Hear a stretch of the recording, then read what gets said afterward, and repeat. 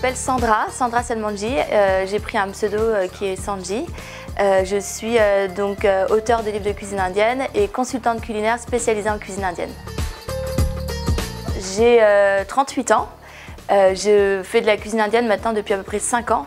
Avant ça, j'étais dans un tout autre domaine puisque j'ai fait une école de commerce et du coup je me suis orientée sur un métier plutôt marketing achat. J'étais chef de produit acheteuse dans le prêt-à-porter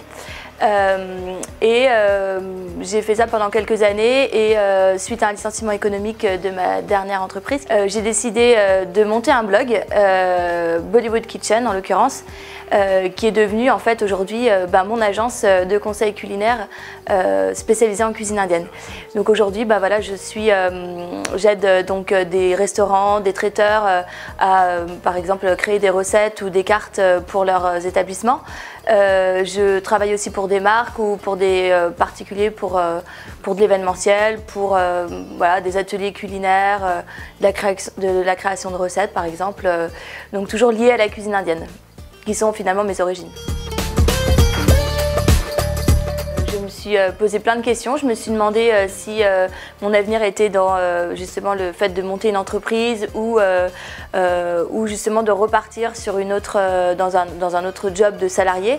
Et comme j'avais le temps d'y réfléchir, j'ai monté ce fameux blog, donc bollywoodkitchen.com, qui s'est vite en fait retrouvé comme un blog original et du coup qui m'a permis de développer des activités. Alors c'est pas quelque chose que j'avais décidé au départ, ça s'est fait un peu naturellement, ça s'est fait au fil des rencontres que j'ai faites. J'ai rencontré des blogueurs, j'ai rencontré des agences, j'ai rencontré des gens qui m'ont porté et qui m'ont dit mais la cuisine indienne c'est génial, c'est original, c'est en plus tes origines donc vas-y crée quelque chose, fonce. Et je me suis lancée.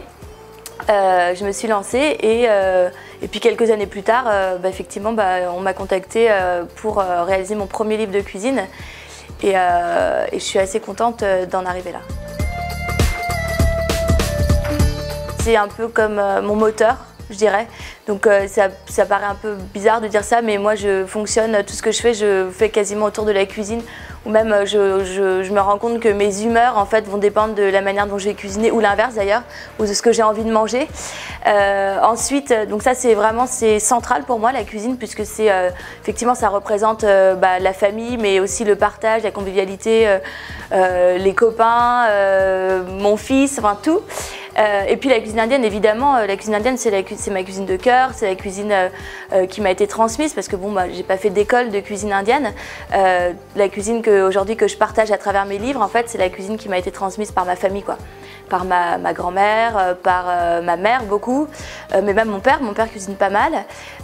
J'ai appris récemment que j'ai eu une grand-mère qui était pâtissière, je viens de l'apprendre. Donc voilà, pour moi la cuisine, finalement c'est devenu une sorte de moteur, quoi, quelque chose qui fait partie de ma vie. Même quand je voyage, j'ai l'impression que mes voyages sont faits en fonction. Il y a des gens qui voyagent pour visiter des pays, moi je voyage pour goûter la cuisine locale. Ça fait un peu fou, mais voilà, c'est devenu quelque chose de très central, ouais, de très important. Au-delà des plats, je pense qu'il doit y avoir pas mal d'odeurs aussi. Des odeurs comme ça de beurre clarifié ou de chapati que ma mère faisait. Un des souvenirs les plus marquants, je dirais que c'est peut-être les samosas, parce qu'elle passait des journées entières à faire la pâte à samosa elle-même, à faire les garnitures, à faire ses petits triangles dans la cuisine, etc. Et alors, elle en faisait des tonnes et des tonnes, donc nous on était hyper contents. Mais c'est quelque chose qui nous a un peu marqué et qu'elle m'a transmis à moi en tout cas. Ouais. Cuisine qui est familiale, quoi, parce que je pense que chaque cuisinier a un peu, chaque famille a un peu ses propres recettes, ses propres mélanges d'épices.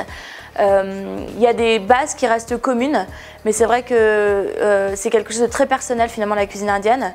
Moi les recettes par exemple que je transmets à travers mes livres ou à travers les recettes que je crée pour mes clients, ce sont des recettes qui me sont propres. Vous retrouverez jamais mes recettes ailleurs. Pourquoi? Parce que je fais mes mélanges d'épices moi-même et que du coup aucun autre cuisinier pourra faire exactement le même mélange que moi. C'est très compliqué de faire ça. Donc du coup ouais, je dirais que c'est une cuisine qui est une cuisine de transmission. Alors à la base, ma famille est originaire donc, du Gujarat, donc plutôt d'une partie nord de l'Inde. Donc j'ai une cuisine qui est plus assimilée à cette partie-là, cette région-là. Après, par plein d'épisodes des générations passées de ma famille, j'ai aussi des influences malgaches dans ma cuisine. Et puis j'ai aussi une partie de ma cuisine qui est forcément liée aujourd'hui à ma vie active à Paris, c'est-à-dire une cuisine qui est un peu plus rapide, un peu plus moderne et peut-être un peu plus créative, peut-être un peu inventive aussi. Ouais. C'est un livre où je donne beaucoup à titre personnel, puisque c'est un livre où il y aura des photos de ma famille, donc de mes parents, de ma grand-mère, même de mon fils. C'est un livre où je transmets en fait mes recettes, donc mes recettes du quotidien, donc vraiment les recettes que je peux faire moi en rentrant le soir, recettes un peu rapides, etc. Des recettes très familiales, donc des recettes qui viennent de ma grand-mère, donc c'est des recettes que personne d'autre peut-être n'a jamais mangé à part ma famille et moi-même. Donc je trouvais ça assez personnel comme livre. Donc des recettes que moi j'ai mangées quand j'étais toute petite, les recettes de ma mère aussi, de mon père.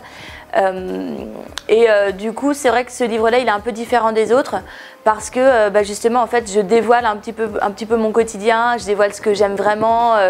Ouais, c'est moins consensuel finalement que les livres qui étaient toutes les bases de la cuisine indienne ou la cuisine indienne végétarienne. Là c'est vraiment mon livre, mes recettes et ce que j'avais envie de proposer finalement aux gens qui aiment la cuisine indienne et qui aiment la cuisine indienne un petit peu moderne et un petit peu créative aussi.